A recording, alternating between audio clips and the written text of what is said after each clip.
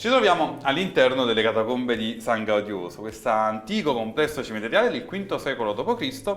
che ha ospitato questo santo africano, questo vescovo, che era il vescovo di Abitina, nei pressi dell'attuale Tunisia. San Gaudioso arrivò qui e morì qui a Napoli e la catacomba ovviamente lentamente si andò a implementare. Venne sepolta da quelle famose lave dei Vergini nel IX secolo e poi vennero riscoperte intorno al XVI secolo. Ma la particolarità di questa catacomba rispetto magari alle catacombe di San Gennaro o alle catacombe in generale, le catacombe romane, che anche in epoca barocca vennero utilizzate dai nobili della città, dalle persone più benestanti. Come?